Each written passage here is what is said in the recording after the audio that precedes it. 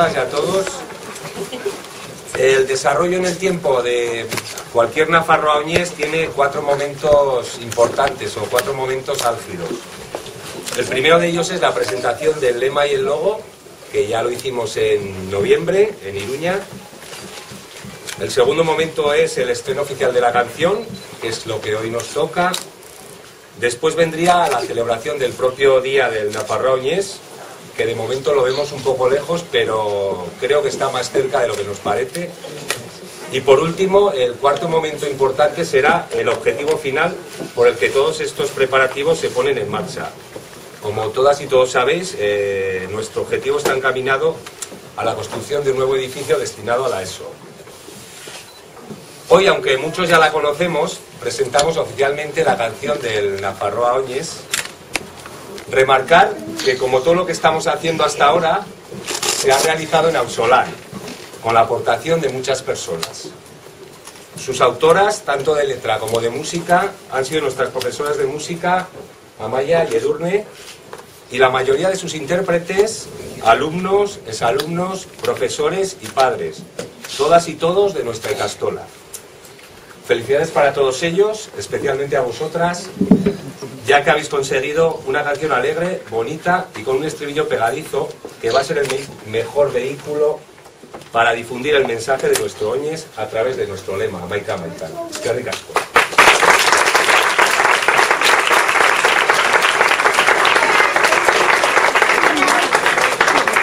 Arratsaldeon guztioi, Martek esan duen bezala, nafarroa oñez antolatzeak baditu gure ustez 4 une goren, edo ez? Bat logoa eta legoa bestea kanta, gaur bildugaren arrazoia. Nafarroa oñez eguna bera, eta azkenik, ahaztu gabe, nafarroa oñez hau guzti egiten ari garen, gure ikastetxe berriaren inaugurazio izango ditzaki azkenikoa, ez? Deno dakizu bezala, bigarren hezkuntzako eraikuntzarako aleginak dira egiten ari garen guzti hauek. Eta gaur, lehenago adierazi dudan momentu goren horietako bada, kantaren aurkezpena alegia. Eta niri, ikastetxeko zuzendaria naizen aldetik, poza handia ematen dit, oinez amaikako kanta aurkezteak. Eta are poza handiagoa, lankidea naizen aldetik, Amaia eta Edurne kantaren egileak aurkezteak. Biak Garcés de los Fallos ikastolako irakasleak baitira. Ondoren, haiei utziko diegu hitza, eta haiek aipatuko digute abestiaren goraberak, nork egin duen, zein parte hartu duen, ze gorabera izan dituzten, eta hitz egingo digute orokorrean gure kantaz. Haien kantaz, gure kantaz, Nafarroa oñez 2011ko kantaz. Zorionak.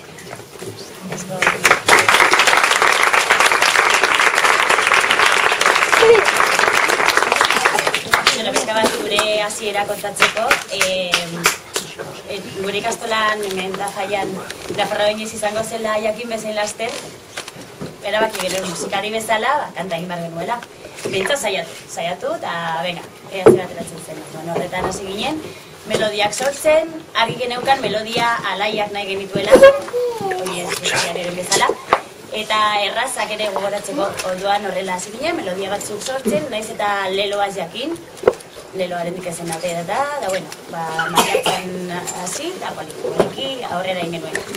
Gero, ondoren hori, uda pasa zen, eta leloa atera zen, orduan bai, esan genuen, bueno, hasiera batean hitza gutxi bar genuen kanpoko norbaitek egiteko, edo zerbait ez zegoen argi, eta musika edo zer egin, eta erabaki genuen, bueno, biak leloa bagenekiela, eta gu geuk gai izango ginela dena egiteko, eta horrela bukatu genuen guztia. Lehenengo, bueno, leloa jakinez, hitza pentsatzen hasi ginen, bueno, nola amaika denotakigu, ugari esan nahi duela, eta, bueno, ugaritasun horrek aberastasuna dakar, eta horretan oinarrituta, hitza atera zen. Bueno, egin nuen hitza, hasiera batean nahiko lasai, pentsatuz, bueno, izan ditekela beste jakitun norbaitek edo egiteko erraztasun gehiago izango zuela, tira, nik egin nuen, eta azkenean atera zen. Eta bien artean musika egin genuen oso gustora ilusioz. Bueno, como ha comentado Amaya, pues sobre todo que siendo profesores de la ikastola y músicos, pues sentimos la necesidad de por lo menos intentar hacer la canción de Loñés, que al final pues pudo ser. Empezamos en mayo sin saber todavía el lema, y seguimos en septiembre. Lo hemos hecho con el programa de ordenados finales y nuestra intención ha sido crear una melodía pegadiza sobre todo y que la canción fuera alegre. Estando en Tafalla y viendo el tipo de pueblo que es, pues pensamos en hacer una canción usando los recursos que tenemos dentro de Ikastola. Y por eso, como ha comentado Resu, hemos utilizado los recursos que tenemos, ya que tenemos músicos de primer nivel. Y bueno, y así pues... Amaia os comentará quiénes han participado. Bueno, ez dut lehen esan, baina aipatzeko da ere abestia egiten ari ginelarik, finale programan egin genuen musika bai, baino hitza baita nolabait abestu beharra zegoen. Eta horretan eskertu behar dugu Montxo Aierraren laguntza eta Edoneren Aizpa, baita Izaskun Samanigoren laguntza, biei esker egin genuen maketatxo bat, finaleko musika eta hotxarekin. Orduan, hori zen aurkeztu genuena eta nortzea zen. Orduan, Ikastola barruko jendea nahi genuen eta Ikastola barruan musikari bikaina daude eta horiek aprobetxatzea pentsatu genuen. Eta eskertzekoa da baita musikari guztiei bikaina egin dutelako. Eta hauek, honakoak dira. Iñaki Hurtado perkusioan, ikasle hoia dela, Iñaki Hurtado. Iñaki Gil basuan, baita irakaslea Ikastolan. Juanan Ramirez gitarran, Ikastolako ume bat naita. Izai Larrea, gitarran ere ikasle hoia.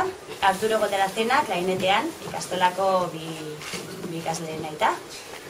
Juan Karaoiz, tromboian, baita gurasoa. Txutxin Eskidoz, trompetan, Tafallako musikaskolako irakaslea. Carlos Lizarazu saxofoian, Carlos bai ez dela Ikastola barrukoa, eta Txutxin berez ez da, baina trompeta faltan eta profesionaltasuna nahi genuen, eta laguna daukagu eta onartu zuen.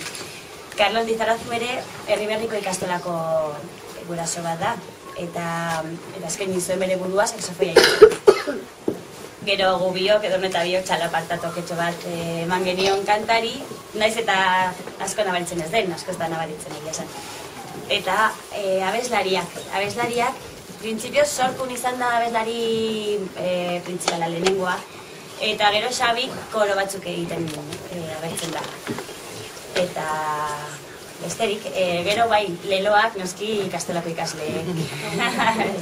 Hori da, garrantzitsua bai. También comentar la labor de Carlos Usats en la producción, que nos ha ayudado un montón, y agradecerle de corazón todo el trabajo que ha hecho porque ha estado involucradísimo en la canción. Y para terminar un poco, pues comentaros que nuestra intención de aquí en adelante es difundir la canción. Hemos visto que estos últimos años apenas se ha escuchado la canción de Loñés, muchas veces porque se ha sacado con poco tiempo, tarde, y este año, estando en marzo, pues vemos posibilidades para que se escuche. Lo que querríamos, nuestra ilusión sería recuperar el encanto y el protagonismo que tenían las canciones de antes, de Loñés, ya que pues todos nos acordamos del Arraro Anoski, de Viana 92, del Pausoli Pausoletti, de Lizarra 90. Tenemos un gran reto por delante y sabemos que es difícil, que es complicado, pero nos hemos puesto en ello, y para eso pedimos la colaboración y el apoyo de la prensa y de los medios de comunicación para poder decirlo.